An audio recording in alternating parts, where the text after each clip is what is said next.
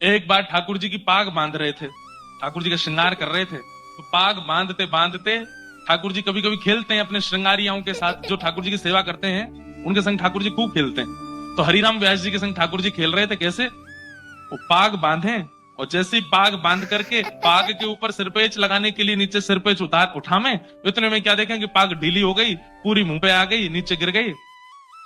एक बार, दो बार, तीन बार, चार बार, 6-7 बार जब पाग बांध दी और बार बार खुलने लगी, तो हरिराम व्यास जी बोले ये पाग पहननी नहीं है, शायद इनको दूसरी लाता हूं। दूसरी पहनाई तो वो भी उतार दी। तीसरी पाग लाए और जब तीसरी पाग बांधी तो किसी ने बाहर से आवाज लगाई, बोले जल्दी दर्शन खोलो, इतने सारे दर्शनार्थी खड़े। तो हरिराम व्यास जी बोले जय जय, बहुत देर रह गई है, सुबह तक मैं पाग बांधवे में लगूं, एक जल्दी तैयार है, जाओ बाहर सबन को दर्शन करने। पाग बांधी, ठाकुर जी ने अब की बार भी पाग उतार दी। तो इतना गुस्सा आया हरिराम व्यास जी को, वो उधरी हुई पाग ही छोड़ दी मुंह पे, बोले ऐसे खड़े रहो, अब ऐसे दर्शन दे दूंगा सबको। अरे सुबह से इतने लाड़ प्यार में आ गए हो, इतने ज्यादा जो है बिगड़ते जा रहे हो, इतने भाव से हम सेवा करते हैं और आपको बिल्कुल चैन नहीं पड़ता है, एक पाग नहीं बंधवा रहे हो, खड़े रहो ऐसे ही, नहीं बांधनी अब पाग, और ऐसे ही दर्शन करा दूंगा सबको। अपने पुत्र को बोल गए, भोग आदि पधरा करके दर्शन खोल देना, मैं जा रहा हूं। बोले पिताजी गुस्सा क्यों? बोले ये ऐसे ही काम है यहाँ के, छलिया के पूरे दिन यहाँ की सेवा करते रहे, एक पाग ना बंधवा रहो, गुस्सा करें। बाहर जाकर के हरिराम व्यास जी चुपचाप बैठ गए।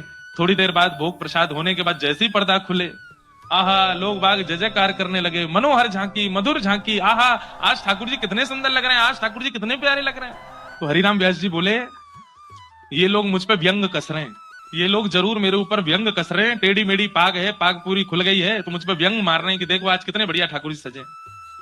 कोई दर्शनार्थी बाहर आया रोता रोता, बोले व्यास जी आज की झांकी तो नेत्रों से जा ही नहीं रही है।